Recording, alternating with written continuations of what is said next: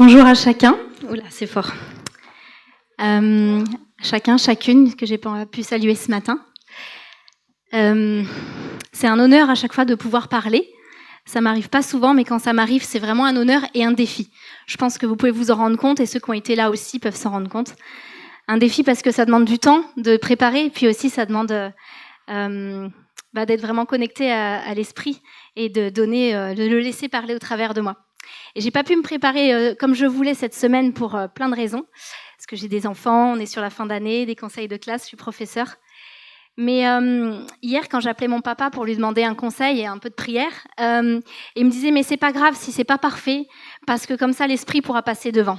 Et j'avais vraiment cette image que moi, des fois, j'aime bien courir, physiquement, mais aussi courir, je faire plein de choses. Et là, je voyais vraiment que c'est Jésus qui va courir devant moi. Donc, ce que je voudrais vous dire en introduction, c'est que je vais vous parler de certaines choses, mais je suis pas experte. J'ai pas toute la connaissance, et il y a forcément des choses que vous saurez mieux que moi. Et vraiment, ce que je veux vous parler ce matin, c'est de ce que le Saint-Esprit m'a montré et de ce qu'il veut. Ce que j'aimerais vraiment, c'est que vous ouvriez les yeux de votre cœur, d'écouter avec votre cœur ce que le Seigneur veut vous dire à chacun d'entre vous, au travers de moi, ce que j'ai pu vivre, à travers ce que je vais vous partager. Alors, Seigneur, merci vraiment d'illuminer les yeux de nos cœurs ce matin. Merci pour ta présence, Jésus. Merci parce que je vois vraiment ton intention dans ce culte. Il y a vraiment un fil rouge et ton esprit qui agit depuis tout à l'heure, qui travaille nos cœurs. Continue ton œuvre en nous et que vraiment rien ne vienne nous distraire, nous laisser happer par autre chose et qu'on puisse écouter avec nos cœurs, Seigneur, avant tout ce matin. Merci pour ta lumière, Jésus. Alors moi, ce matin, je voudrais vous parler de lumière. C'est bien dans le thème, vous allez me dire. On est en ce moment, on a plein de lumières dans ce matin. On a plein de lumières qui sont allumées dans cette période de fête. Donc il y a beaucoup de lumières qui brillent en ce moment. Mais quelle est la vraie lumière ? La lumière. Et j'avais vraiment à cœur de vous parler d'abord de la fête de Hanouka, qui est une fête juive qui commence demain, le 14 décembre, et qui va durer 8 jours.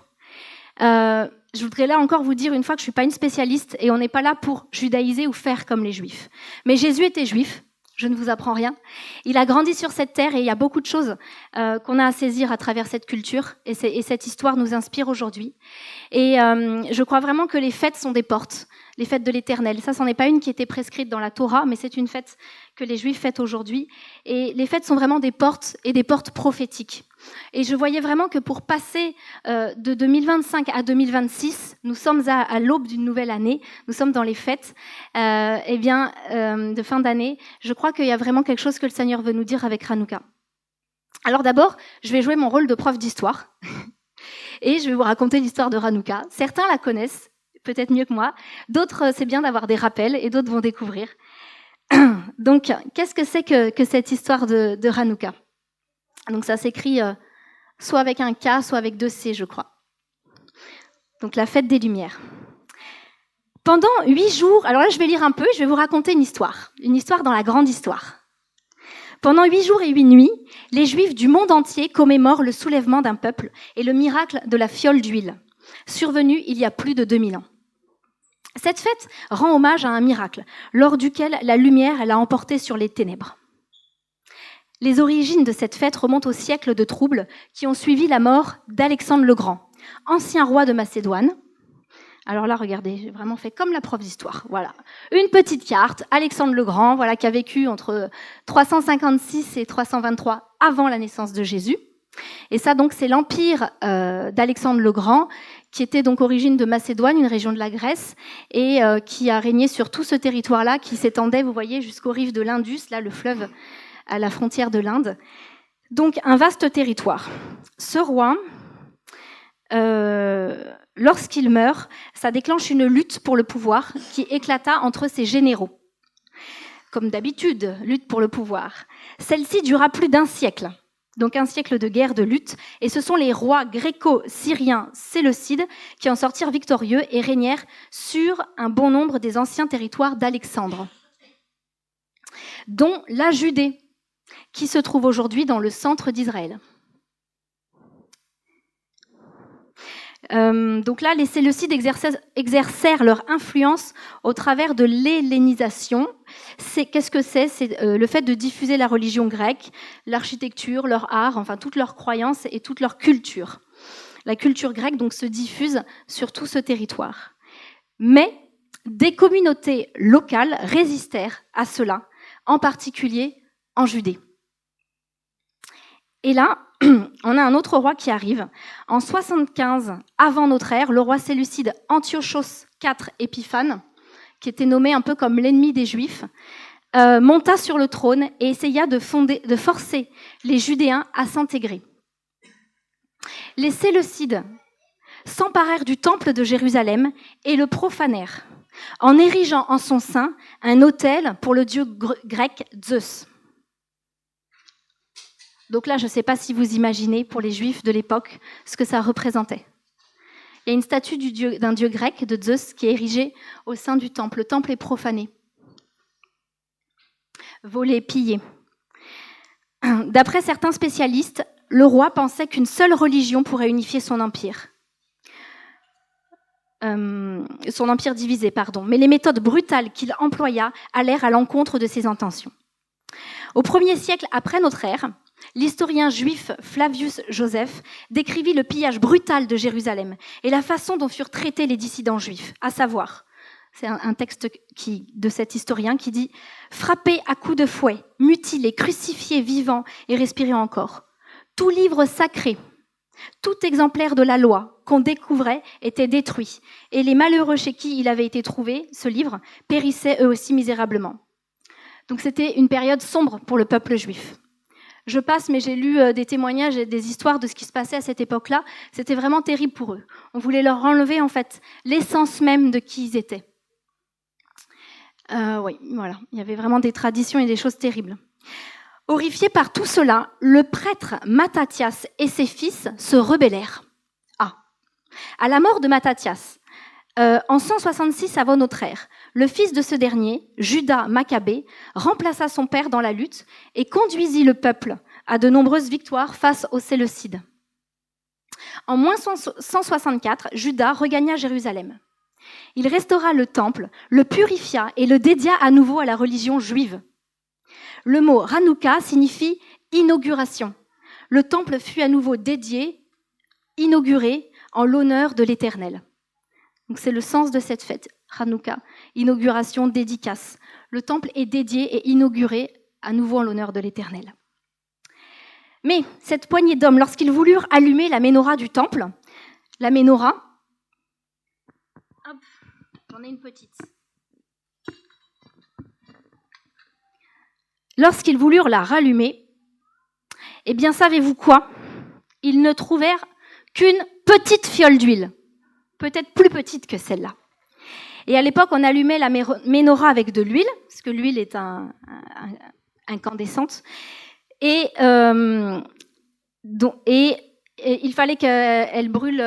Enfin, il n'y en avait pas assez. Il n'y en avait pas suffisamment. Et je vais continuer à lire plus tôt. Miraculeusement, ils allumèrent la menorah et l'huile, à peine suffisante pour un jour, dura 8 jours, jusqu'à ce qu'une nouvelle huile puisse être préparée dans des conditions de pureté rituelle. Voilà, c'était ça. C'est qu'il fallait 8 jours pour préparer de la nouvelle huile. C'était une huile sainte, une huile pure, préparée dans des conditions bien spécifiques. À l'époque, ils avaient vraiment des prescriptions. Et du coup, pour préparer cette huile, il fallait 8 jours. Et eux, ils ont trouvé de l'huile que pour une journée.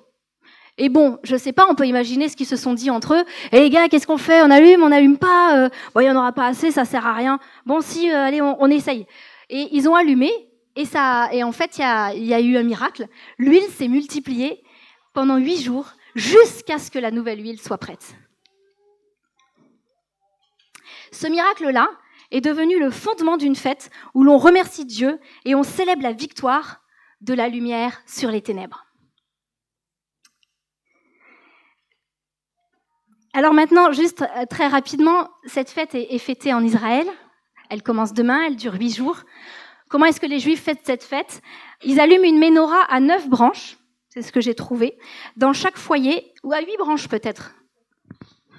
Mais j'ai trouvé les deux.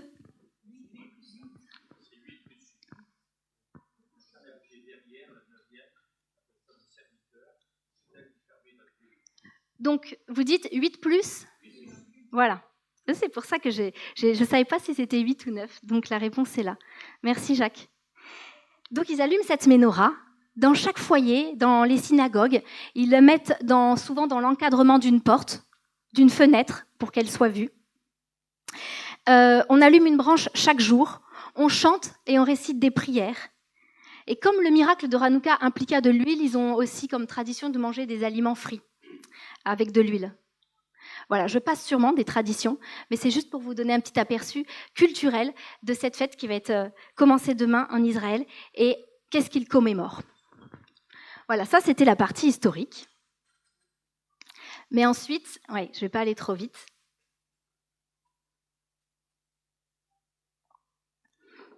Moi vraiment, ce qui m'intéressait, c'était de réfléchir et je sentais le Saint-Esprit appuyer sur le fait que cette fête a un sens pour nous aujourd'hui. Il y a vraiment, à travers les histoires de la Bible et à travers les fêtes, il y a vraiment des choses à saisir pour nos vies. Et quand j'ai commencé à réfléchir à tout ça, j'ai vraiment senti le Saint-Esprit appuyer sur un point, le premier point, avant de vous parler de lumière et avant de vous parler de l'huile, parce que c'est le miracle de l'huile, il y avait vraiment cette histoire de reconsacrer le temple à l'Éternel. Le purifier de toutes ces idoles, de toutes ces souillures, enlever cette statue érigée en l'honneur du dieu Zeus, l'abattre et vraiment purifier à nouveau le temple. Et c'est vraiment quelque chose que j'ai senti fort dans mon esprit pour nos vies, parce que le Seigneur nous dit que nous sommes son temple.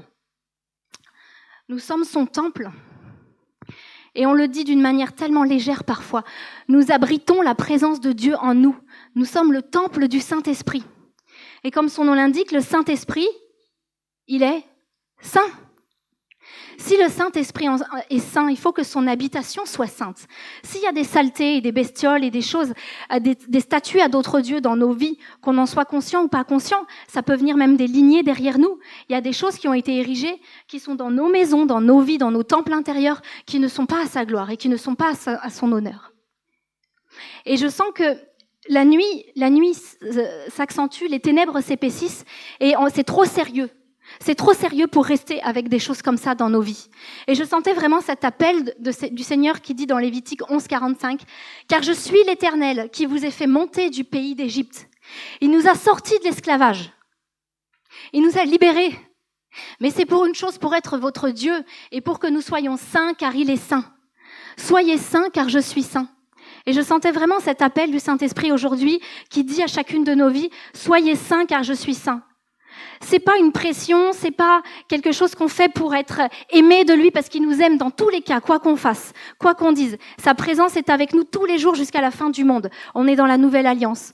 Mais il y a un enjeu de la présence du Saint-Esprit en nous, de la gloire de l'Éternel qui repose en nous à mesure que nous avançons dans cette sainteté. Et je sentais vraiment la lumière du Saint-Esprit qui dit maintenant, il est temps de regarder dans les endroits ténébreux de nos vies. Il est temps de regarder dans certains endroits de nos temples où il y a peut-être encore des choses qui subsistent qui ne l'honorent pas. Et dans cette histoire, il y a une lumière qui a jailli. Dans l'obscurité de ces ténèbres, de cette période de confusion, de chaos, de perte de valeurs, de perte de repères, que c'était pour le peuple juif, on peut vraiment faire un parallèle avec la période dans laquelle nous sommes aujourd'hui. C'est pas la même situation, mais il y a beaucoup de parallèles, il y a beaucoup de points communs. On veut nous faire perdre nos valeurs qui on est. On veut nous faire ériger des statues de Zeus un peu partout. Quelles sont-elles, ces statues ? Et dans cette période-là, il y a une lumière qui a jailli. Dans l'obscurité, il y a une lumière qui a jailli. Et j'ai pensé avant Ézéchiel, j'ai pensé à cette histoire que Régis nous a partagée au mois de septembre sur la gloire de l'Éternel. Et c'est une histoire qui se trouve dans 1 Samuel 4, sur les lieux Ichabod. Est-ce que vous vous rappelez quand Régis avait parlé de ça ? Les lieux où la gloire de l'Éternel a été bannie. En fait, dans cette histoire, le peuple juif perd une bataille et l'arche de l'Alliance, qui symbolise vraiment la présence de Dieu, elle est volée. Du coup, il y a un messager qui arrive et qui va annoncer ça au prophète Élie. Il lui dit d'abord que ses fils sont morts, bon. Et après, il lui dit que l'arche est volée, il tombe, il se brise la nuque, il meurt. Et là, il y a la femme d'un des fils, donc la belle-fille d'Élie, vous connaissez l'histoire, qui apprend la nouvelle, qui est enceinte. Et en fait, elle meurt en donnant naissance à un enfant qu'elle nomme Ichabod, qui veut dire « la gloire est bannie d'Israël ». Et ce message m'avait vraiment interpellée parce que cette histoire, elle sent la mort. Elle pue la mort. Là où la présence de Dieu est bannie, il y a la mort. Là où la présence de Dieu n'est pas là pleine et entière, là où l'arche de sa présence est volée dans nos vies, ça peut être juste des endroits de nos vies où il n'est pas vraiment roi, où il n'y a pas vraiment l'arche de sa présence. Là, il y a la mort qui vient.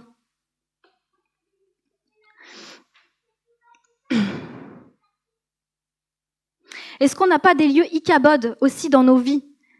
Des lieux où la gloire de l'Éternel est bannie. Des lieux Ichabod dans nos assemblées, dans nos villes, même dans notre nation. Des lieux où cette gloire a été bannie, où l'arche de sa présence a été volée par le grand destructeur. Nous avons besoin que nos temples soient purifiés, que la gloire de Dieu revienne dans nos vies, dans nos familles, dans nos églises. Et j'allais dire, je suis désolée, mais non, je suis pas désolée, mais c'est vrai que c'est un peu dur. Ce matin, c'est un peu pas joyeux, mais je sentais vraiment un appel sérieux avec ça. Et j'avais aussi ce passage d'Ézéchiel 8, où on va aller ensemble dans les textes, là, dans plusieurs chapitres, le chapitre 8, 9, 10, 11. Si on lit ces chapitres, vous pourrez les lire chez vous. En fait, ça nous parle de la gloire de l'Éternel dans le temple.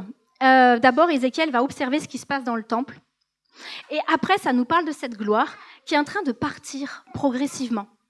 Départ progressif de la gloire de l'Éternel. Alors, on va lire le texte ensemble. C'est dans le chapitre 8 d'abord, une partie. Et il me dit, donc là, Dieu dit au prophète, « Fils de l'homme, vois-tu ce qu'ils font? Les grandes abominations que commet ici la maison d'Israël ?» Nous tous, aujourd'hui, nous sommes tous la maison d'Israël. Enfin, là, on est concernés aussi. Vois-tu ces abominations pour que je m'éloigne de mon sanctuaire? Mais tu verras encore d'autres grandes abominations. Alors il me conduisit à l'entrée du parvis. Je regardais et voici, il y avait un trou dans le mur. Et il me dit, fils de l'homme, perce la muraille. Je perçais la muraille et voici, il y avait une porte. Donc il y a vraiment des protections avant d'atteindre le temple, avant d'atteindre le cœur. Il y a un trou. Il y a une porte. Et on a vu qu'il y avait des portes de l'espérance, mais il y a aussi des portes qui nous protègent, où on cache des choses qui ne sont pas à sa gloire, et que lui veut venir chercher. Et il me dit, entre et vois les méchantes abominations qu'ils commettent ici. J'entrais et je regardais, et voici, il y avait toutes sortes de figures de reptiles et des bêtes abominables, et toutes les idoles de la maison d'Israël, peintes sur la muraille tout autour. Dans le temple. Et il me dit, fils de l'homme, vois-tu ce que font dans les ténèbres les anciens de la maison d'Israël? Chacun dans sa chambre pleine de figures. Car ils disent, l'Éternel ne nous voit pas, l'Éternel a abandonné le pays. Et il me dit, tu verras encore d'autres grandes abominations qu'ils commettent. Et on va un peu plus loin dans le chapitre 9, là donc le prophète a vu ce qui se passe dans le temple, le Seigneur lui a montré ce qui se passe, et on sent combien ça l'attriste, et on voit un peu plus loin juste le chapitre d'après. La gloire de Dieu d'Israël s'éleva du chérubin sur lequel elle était et se dirigea vers le seuil de la maison. Donc là, il faudrait un film pour imaginer ce qui se passe. Et il appela l'homme vêtu de lin et portant une écritoire à la ceinture. L'Éternel lui dit, « Passe au milieu de la ville, au milieu de Jérusalem, et fais une marque sur le front des hommes qui soupirent et qui gémissent à cause de toutes les abominations qui s'y commettent. » Donc il y a des abominations, il y a des hommes qui gémissent et qui soupirent par rapport à ce qui se passe. Est-ce que nous faisons partie de ce peuple-là, qui soupire et qui gémit par rapport à ce qui se passe en ce moment dans notre nation, dans nos familles et même dans nos propres vies parfois à certains moments? On n'est jamais dans une ligne droite. Et là, la gloire de l'Éternel s'éleva de dessus les chérubins et se dirigea vers le seuil de la maison. Et la maison fut remplie de nuées. Et le parvis fut rempli de la splendeur de la gloire de l'Éternel. Pour ceux qui connaissent bien le temple, vous pouvez avoir des images là. Le bruit des ailes des chérubins se fit entendre jusqu'au parvis extérieur, pareil à la voix de Dieu, du Dieu tout-puissant lorsqu'il parle. Le bruit des ailes des chérubins, c'est comme la voix de Dieu, si on imagine le scénario. La gloire de l'Éternel se retira du seuil de la maison. Donc elle est partie, elle a quitté, elle est allée sur le seuil. Elle se retire du seuil, elle se place sur les chérubins. Les chérubins déployèrent leurs ailes et s'élevèrent de terre sous mes yeux quand ils partirent, accompagnés des roues. Ça va avec une image que le prophète avait eue un peu plus avant. Et là, ils s'arrêtèrent à l'entrée de la porte de la maison de l'Éternel vers l'Orient. Et la gloire du Dieu d'Israël était sur eux. Cette histoire nous parle vraiment de la gloire et d'un départ progressif. On sent qu'il y a des étapes. Et là maintenant, la présence de Dieu est sur les ailes des chérubins. Les chérubins déployèrent leurs ailes, accompagnés des roues, et la gloire du Dieu d'Israël était sur eux en haut. La gloire de l'Éternel s'éleva du milieu de la ville, et elle se plaça sur la montagne qui est à l'orient de la ville.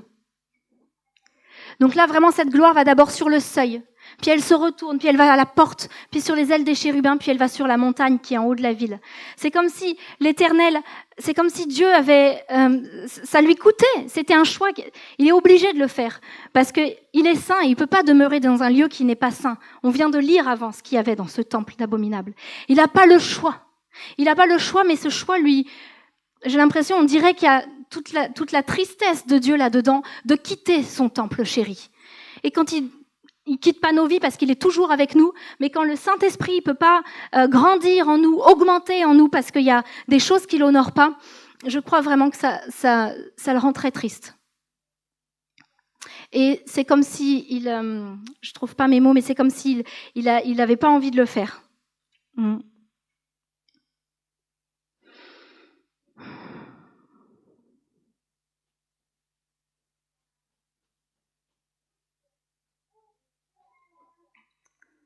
Voilà, c'est ça. C'est un choix qui est douloureux à faire. Il hésite à faire ce choix comme s'il était hésitant. C'est la conséquence du péché, de la souillure du temple, malgré la patience et les avertissements. Si vous lisez cette histoire, on voit qu'il y a eu de nombreux avertissements pour le peuple. Il y a eu beaucoup de patience de la part de l'Éternel. Mais à un moment donné, il est obligé d'en arriver là. Et voilà, vraiment, je sentais que c'était un appel très sérieux pour passer en 2026, de vraiment prendre un temps. Dans ces temps de fête, quelle que soit la manière dont on va le fêter, qu'on ait envie de fêter Noël ou pas envie, qu'on soit pour ou contre cette fête, qu'on soit seul ou très entouré ou trop entouré, peu importe comment va se passer cette fête, je voudrais vraiment vous encourager à prendre un temps avec le Saint-Esprit, pour laisser le Saint-Esprit éclairer nos temples intérieurs et nos vies, et pour qu'on laisse à la porte de 2025 et qu'on entre en 2026, et qu'on n'entre pas avec ces choses-là en 2026, qu'on laisse à la porte toutes ces bestioles et ces abominations, et ces statues et ces autels et ces choses qui ne l'honorent pas.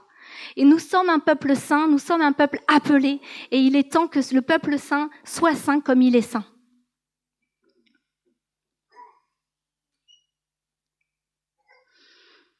Alors après, par rapport à cette histoire, qu'est-ce qu'on fait cette poignée d'hommes et de femmes courageux?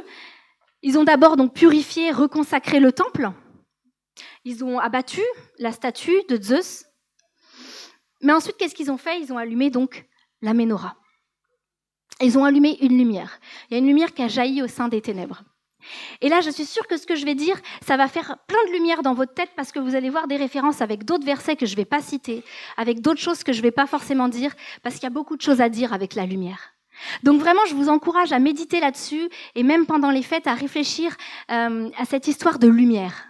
Moi, je vais juste vous donner quelques pistes sur lesquelles le Seigneur m'a parlé. Tout d'abord, avec la lumière, ce que je trouve très intéressant, si vous ouvrez vos Bibles, premier chapitre, premier verset, Genèse 1:1, qu'a fait l'Éternel? Il a séparé les ténèbres d'avec la lumière. C'est la première chose qu'il a faite. On va lire le texte. Au commencement, Dieu créa les cieux et la terre. La terre était informe et vide. Là encore, il faut s'imaginer le scénario. Une espèce de masse complètement informe et vide, de l'eau au-dessus, de l'eau en dessous, de l'eau partout, dans une espèce de matrice, comme dans le ventre d'une maman, il y a de l'eau. Et là, il y avait des ténèbres à la surface de l'abîme. Et l'Esprit de Dieu se mouvait au-dessus des eaux. Dieu dit que la lumière soit, et la lumière fut. Yes! Dieu dit, sa parole, à la vitesse de la lumière, que la lumière soit, et la lumière fut. Dieu vit que la lumière était bonne, et il sépara la lumière d'avec les ténèbres. Dieu appela la lumière jour, il appela les ténèbres nuit. Ainsi il y eut un soir, il y eut un matin. Ce fut le premier jour. Mais, pour ceux qui connaissent bien la Bible, quand est-ce que Dieu a créé les premiers astres célestes, le soleil et la lune? Jour 4.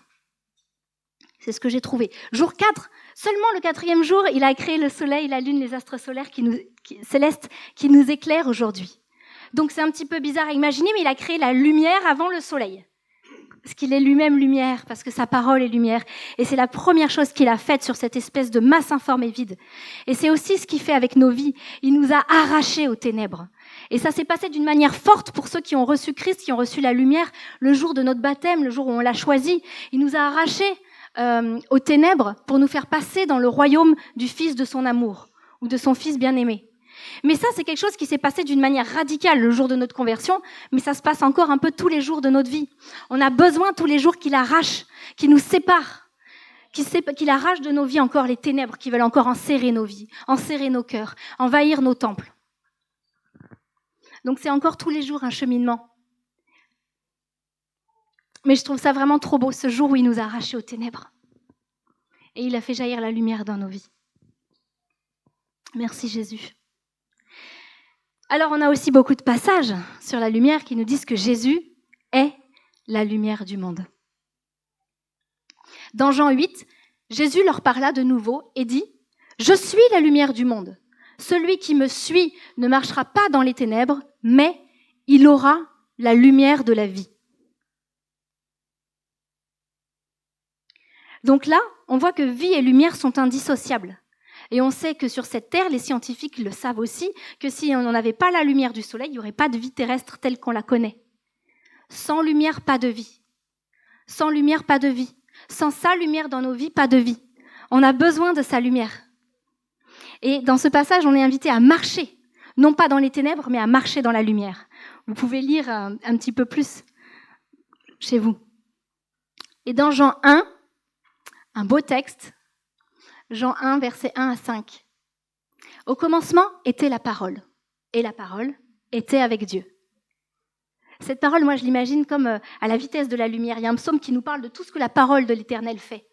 Elle fait enfanter les biches, elle fait ci, elle fait ça.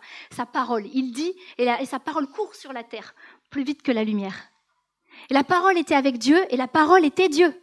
Elle était au commencement avec Dieu. Toutes choses ont été faites par elle, et rien de ce qui a été fait n'a été fait sans elle. En elle était la vie. En elle était la vie, et la vie était la lumière des hommes. La lumière luit dans les ténèbres, et les ténèbres ne l'ont point reçue. J'ai trouvé dans d'autres traductions, et les ténèbres ne l'ont point comprise, ou ne l'ont point accueillie. Et dans mon esprit, je sentais aussi le Saint-Esprit appuyé sur ce verset-là, et les ténèbres ne l'ont point reçu. On est dans des temps où il va falloir se positionner. On est dans des temps très sérieux où il va falloir choisir si on reçoit la lumière, si on l'accueille, si on la comprend, ou si on ne la reçoit pas. Et malheureusement, certains décideront de ne pas la recevoir. Mais je voudrais vraiment vous encourager, pour ceux qui n'ont pas encore reçu vraiment cette lumière, de la recevoir dans vos vies. De vraiment l'accueillir. Jésus est venu comme la lumière du monde et il n'a pas été reçu, il n'a pas été accueilli, il n'a pas été compris, sauf par une poignée de quelques hommes et quelques femmes. Et vraiment ma prière, c'est qu'à sa deuxième venue, à son retour, on puisse l'accueillir, on puisse le comprendre, on puisse le recevoir, on soit prêt à recevoir cette lumière qui va venir. Parce que parfois on a des idées tellement figées, on a plein de conceptions de comment ça doit se passer, comment ça va se passer, que si ça se trouve, il va arriver et on ne va pas le reconnaître. On ne va pas comprendre ce qui se passe. Parce que ça va peut-être nous déranger, ça va peut-être nous choquer. Ça va aller au-delà des idées reçues ou des conceptions qu'on a de Dieu. Mais quand Jésus est venu, les Juifs ne s'attendaient pas du tout à un sauveur comme ça. Ils pensaient que ça allait être un chef victorieux, militaire, qui allait les délivrer des Romains. Et en fait, non, pas du tout. Il est venu les délivrer des ennemis intérieurs, du péché. Et il y en a plein, ça les a tellement dérangés et choqués qu'ils ont dit « c'est pas lui ». Est-ce que nous, quand il va venir, on va le reconnaître? Est-ce qu'on va l'accueillir? Est-ce qu'on va le recevoir?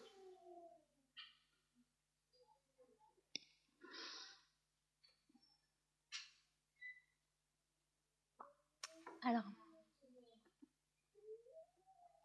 Et avec cette histoire de lumière, donc, Dieu sépare les ténèbres de la lumière dans nos vies. Jésus est la lumière du monde, mais nous, ce qui est super, c'est que nous sommes appelés enfants de Dieu, enfants de lumière. Nous sommes appelés à marcher dans la lumière. Là, il y a beaucoup de passages. Tout à l'heure, il y a un frère qui m'en a cité un que je crois que je n'ai pas mis. Il y a plein de passages qui nous parlent de ça. Éphésiens 5:8, autrefois, vous étiez ténèbres. Donc on est vraiment passé d'un monde à un autre monde. Du royaume des ténèbres au royaume de lumière. Mais à présent, vous êtes lumière dans le Seigneur. Marchez comme des enfants de lumière. C'est une injonction. Là, c'est un ordre. Maintenant, si vous êtes lumière, il faut marcher comme des enfants de lumière. Et ça pourrait être l'objet aussi de toute une réflexion. Comment marcher comme enfant de lumière ? La Bible donne des clés dessus. Là, j'en donne juste une piste. Celui qui aime son frère demeure dans la lumière. Et aucune occasion de chute n'est en lui. Et après, c'est dit dans le passage, au contraire, celui qui hait son frère est dans les ténèbres.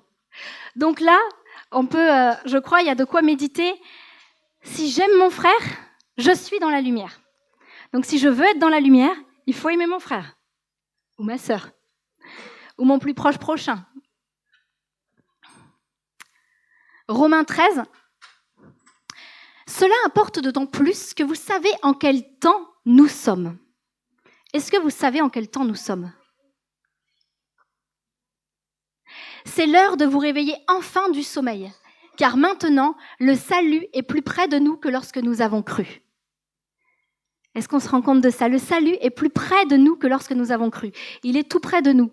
La nuit est avancée, le jour approche. Là, il y a une contradiction. Comment c'est possible les deux ensemble ? Pour les profs de français, ça s'appelle comment ? Une oxymore ? Une obscure clarté, comme ces choses-là ? La nuit est avancée, elle est très avancée, mais le jour approche. Les deux ensemble. Dépouillons-nous donc des œuvres des ténèbres et revêtons les armes de lumière.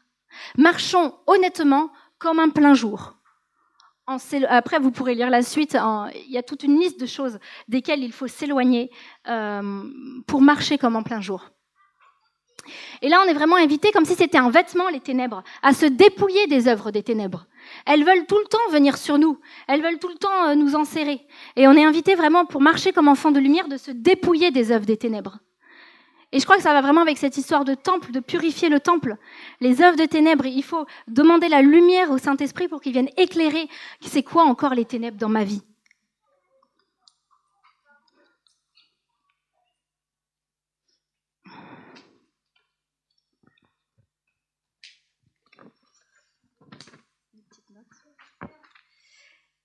Oui, c'est ça. Je voulais faire une petite parenthèse par rapport au temps de la fin sur 1 Thessaloniciens 5, 1 à 6. Et celui-là, je ne vous l'ai pas mis. Donc, 1 Thessaloniciens 5, versets 1 à 6. Pour ce qui est des temps et des moments, vous n'avez pas besoin, frères, qu'on vous en écrive. Car vous savez bien vous-même que le jour du Seigneur viendra comme un voleur dans la nuit. Quand les hommes diront « paix et sûreté », tiens, attention, paix et sûreté, alors une ruine soudaine les surprendra, comme les douleurs de l'enfantement surprennent la femme enceinte, et ils n'échapperont point. Mais vous, frères, vous n'êtes pas dans les ténèbres pour que ce jour vous surprenne comme un voleur. Vous êtes tous des enfants de la lumière et des enfants du jour. Nous ne sommes point de la nuit ni des ténèbres. Ne dormons donc point comme les autres, mais veillons et soyons sobres. Mais ce qui m'intéressait dans ce passage, c'est qu'on n'est point des ténèbres pour que ce jour nous surprenne. Parfois, j'entends dire, oui, mais nous, on ne peut pas savoir quand Jésus va revenir. Oui et non. Oui, on ne peut pas savoir le jour ni l'heure, ça c'est sûr, mais on peut avoir une petite indication, parce qu'on est enfant de lumière. Donc ce jour ne va pas nous surprendre comme ceux qui sont dans les ténèbres, ce jour les surprendra, comme une ruine soudaine, mais nous qui sommes de la lumière, ce jour ne nous surprendra pas. Et il y a un parallèle qui est fait ici, mais aussi, je crois, dans Matthieu 25, sur les douleurs de l'enfantement et sur un accouchement. Mesdames, vous qui avez enfanté, vous ne savez pas exactement quand le bébé devait arriver, sauf pour celles qui accouchent par césarienne. Mais sinon, on ne sait pas exactement, on aimerait bien savoir. Hein. Ce serait plus pratique. On ferait le sac, on dirait à mamie et papy de venir garder les enfants tel jour, telle heure, ça serait plus pratique. Mais on a quand même une idée. C'est-à-dire que quand il y a des contractions, quand les contractions s'intensifient et s'accentuent, donc à la fois le fait qu'elles soient plus fréquentes et plus fortes, c'est le signe que le bébé arrive. Et le signe que le roi Jésus, pas le bébé Jésus, vient, c'est que ces contractions, les douleurs de l'enfantement, les douleurs de la terre, elles vont s'accélérer, de plus en plus rapprochées, et s'intensifier, de plus en plus fortes. Ces deux signes-là nous montrent que le Messie Jésus revient. Et on n'est pas des ténèbres pour que ça nous surprenne. On est enfant de lumière, appelé à marcher dans la lumière.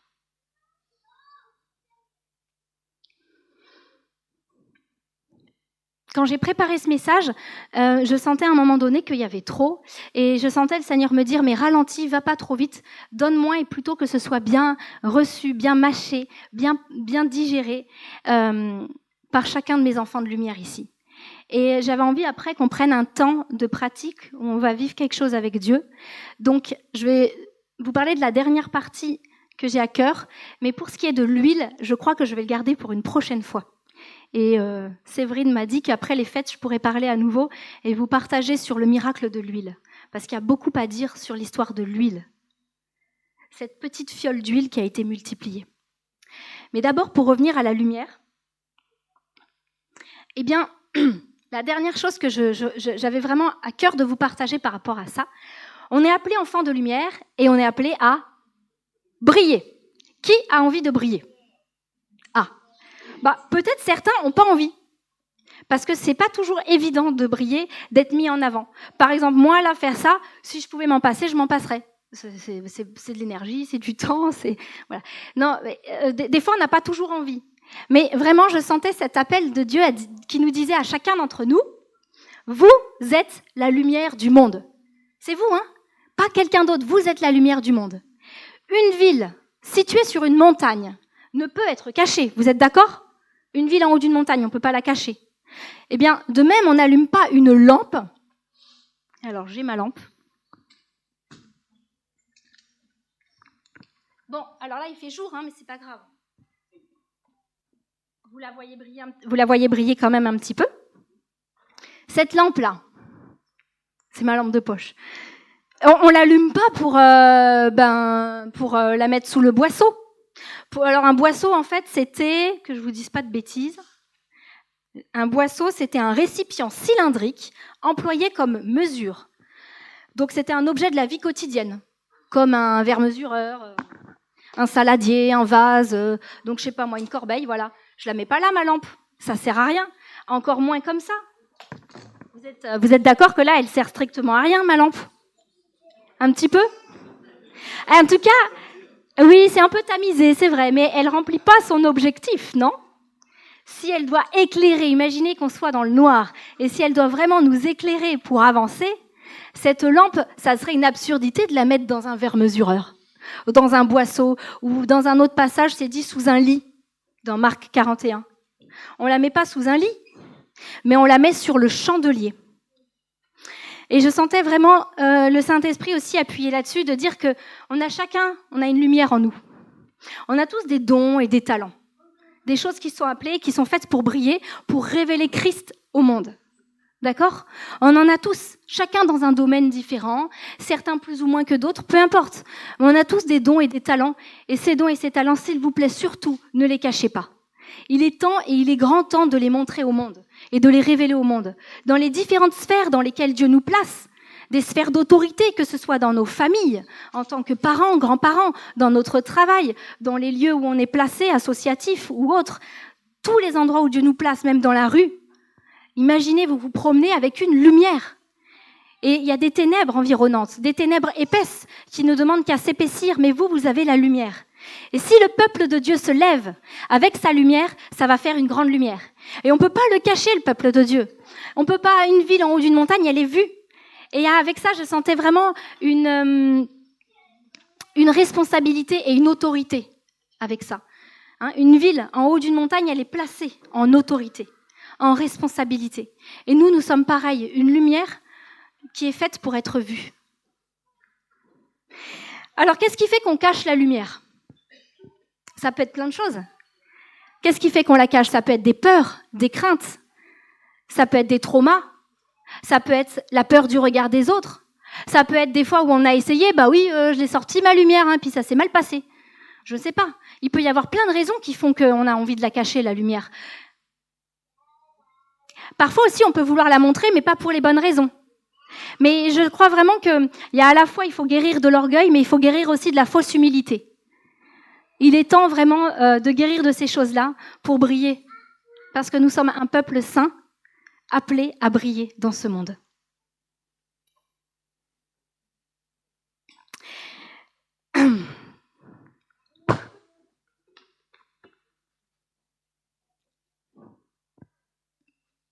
Et comme on va passer l'année, là, on va passer en 2026, et je ne vais pas avoir l'occasion de reparler d'ici là, ce sera qu'après après les fêtes. Je voulais quand même vous laisser juste un petit mot sur l'huile. Et je crois qu'on va approfondir la prochaine fois. Mais vraiment, dans cette histoire, il y a eu un miracle, c'est que l'huile a été multipliée. Et je voudrais juste vous dire que si vous pensez que vous n'avez pas assez, vous pensez que ce que vous avez est insuffisant, en fait, c'est suffisant. Ça va avec cette histoire de lumière. C'est de le mettre au service de Dieu, c'est de le lui donner pour rallumer sa présence dans nos vies, pleines et entières. Et à partir de là, Dieu va multiplier, Dieu va augmenter. Et je crois qu'on est vraiment, vraiment dans des temps où le Saint-Esprit nous dit « Je vais augmenter ma présence au milieu de vous ». Le niveau va augmenter, le niveau va se multiplier. C'est vital. On ne pourra pas tenir, sinon les ténèbres vont être si épaisses, la moisson va être si grande, mais les tribulations aussi vont augmenter, qu'il nous faut absolument cette huile. Mais même si tu as un petit peu, ça suffit. Et il y a toujours assez, on a toujours un peu. Il y en a toujours dans un coin de l'huile. Et de commencer à faire brûler notre menorah, alors là, le Seigneur va multiplier. Et je vous laisse avec tout ça là pour cette période. Réfléchissez autour de la lumière, autour de l'huile. Qu'est-ce que le Seigneur a à nous dire pour nos vies?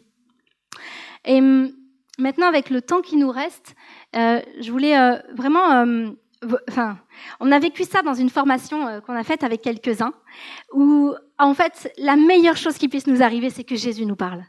C'est une rencontre avec lui. Là, tout ce que je vous ai dit ce matin, j'espère que ça restera dans vos têtes, dans vos cœurs, mais après, c'est ce que le Saint-Esprit va vous dire avec ça, qui va compter. Et je voudrais vous donner l'occasion de le vivre maintenant, parce que des fois, on a des vies tellement remplies, où il y a tellement de choses qui nous volent le temps avec Dieu, que je voudrais vous proposer un temps. Voilà, on peut peut-être mettre une musique de fond ou pas. On peut fermer les yeux et vraiment laisser le Saint-Esprit nous éclairer. Vraiment, voilà, vous pouvez déjà commencer à fermer vos yeux. Et avec tout ce que j'ai dit maintenant, demandez au Saint-Esprit de vous prendre par la main, ou vous prenez-lui la main, et laissez le Saint-Esprit, laissez-le vous conduire dans ce temple intérieur. Laissez-le, il prend votre main maintenant, vraiment, je crois que son esprit est là, agissant, et chacun d'entre vous, vous êtes capable de l'entendre, parce que vous êtes ses brebis, ses enfants, on est tous faits pour entendre sa voix. Et notre imagination, elle est en lui, elle est sanctifiée. Alors maintenant, je vois qu'il prend votre main et il vous conduit dans ce temple intérieur. Ce temple, ça peut être une cabane, une souka, une grande maison, une petite maison, un temple magnifique avec des colonnes et des sculptures. Mais je vous laisse avec le Saint-Esprit regarder ce temple déjà extérieurement. Qu'est-ce qu'il vous montre? Et laissez-le vous conduire à l'intérieur du temple. Qu'est-ce que le Saint-Esprit veut vous montrer ce matin, pour cette saison? Est-ce qu'il y a encore des zones d'ombre dans ma vie, Seigneur? Est-ce qu'il y a encore des ténèbres que tu veux arracher à ma vie? Est-ce qu'il y a encore des hauteurs, des idoles, des forteresses, des choses qui t'empêchent de passer? Montre-nous, Seigneur. Montre-nous, Seigneur, comment être enfant de lumière pleinement, comment marcher dans la lumière. Est-ce qu'il y a des endroits où le Seigneur vous demande de vous lever maintenant et de briller avec la lumière qui est en vous, avec l'huile que vous avez? Ayez confiance qu'il va multiplier, il va augmenter. Cette huile, c'est aussi une huile qui guérit, qui restaure, qui libère. Il est venu avec l'onction pour nous délivrer, nous guérir, nous sauver. Alors s'il y a des choses qui ont besoin d'être lavées maintenant, Saint-Esprit, merci parce que c'est toi qui le fais. C'est toi qui passes dans nos temples, c'est toi qui passes dans nos vies. Seigneur, nous voulons être un peuple saint parce que tu es saint. Nous voulons entendre l'appel de ton Saint-Esprit, que ton Saint-Esprit puisse augmenter en nous, augmenter en nous. Donne-nous l'audace, Saint-Esprit, de rallumer ta présence pleine et entière dans nos vies. Donne-nous l'audace et le courage, comme ces hommes et ces femmes dans cette période sombre qui ont cru, qui ont allumé la lumière de ta présence. Alléluia.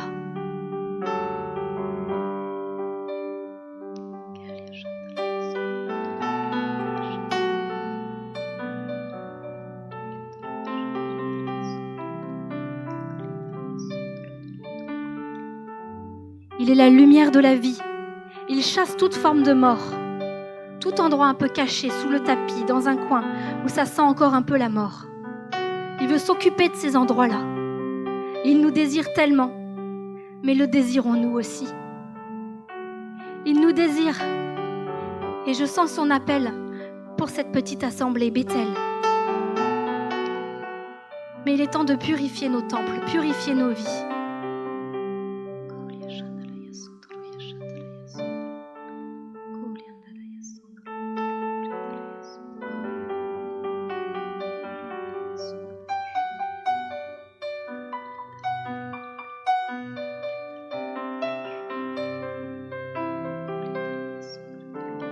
Je vois vraiment l'Esprit de Dieu qui est en train de se mouvoir au-dessus de vous. Recevez, recevez, ne coupez pas. L'Esprit de Dieu est en train de se mouvoir. Vous sentez sa présence, le poids de sa présence? Il se meut au-dessus de vous, comme au tout début, au commencement, quand la terre était informe et vide. Et sa parole prononce une parole. Que la lumière soit. Que la lumière soit maintenant dans nos vies.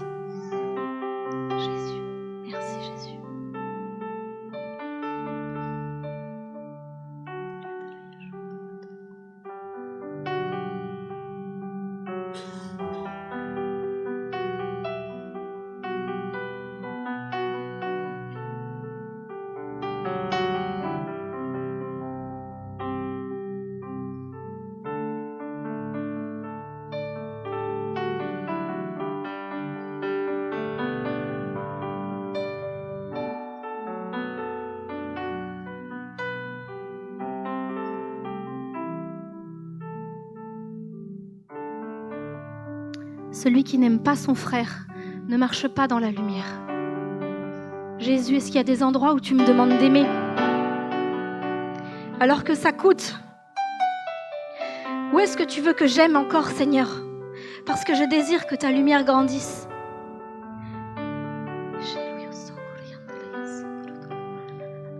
Oh Jésus, oui, tu viens bientôt. Prépare nos temples, prépare nos vies, que nous soyons prêts à te recevoir. Saint-Esprit, merci Jésus.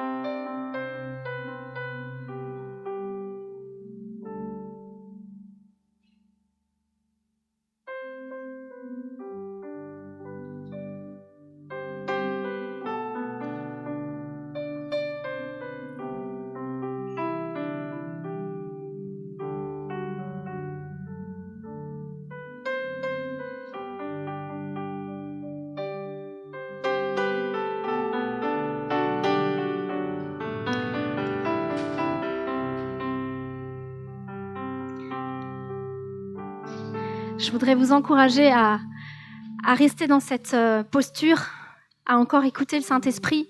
On va passer, Cathy et moi, avec le pain et le vin. Et vous pouvez continuer ce voyage intérieur avec Jésus pendant que le vin et le pain passent. Et je vous encourage aussi à continuer chez vous. Peut-être qu'il y a quelque chose qui n'est pas tout à fait abouti, qui n'est pas arrivé au bout. Mais gardez précieusement. Gardez ce que le Seigneur est en train de vous dire. Et continuez chez vous.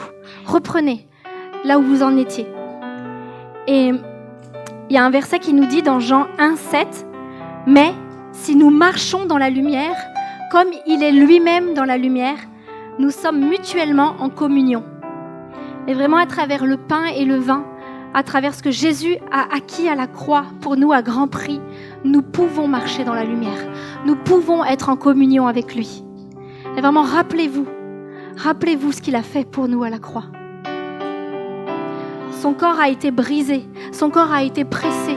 Et de l'huile, il y a une huile pour nos vies qui en a jailli. Il y a une huile pour nos vies qui est là, qui est disponible ce matin. Et c'est vraiment à travers son corps, son sang qui a été versé, qu'on peut marcher en communion avec lui, qu'on peut marcher dans la lumière.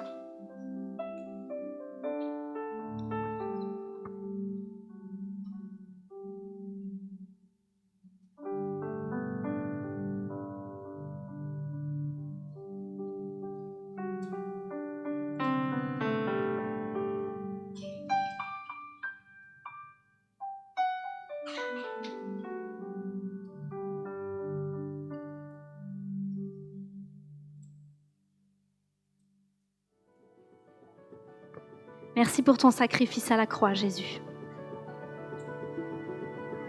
Merci pour ce que tu as acquis pour nous à grand prix. Merci pour ta présence dans cet endroit et dans chacune de nos vies. Alors Seigneur, merci de rallumer cette lumière pleine et entière dans chacune de nos vies, dans tous les domaines de nos vies.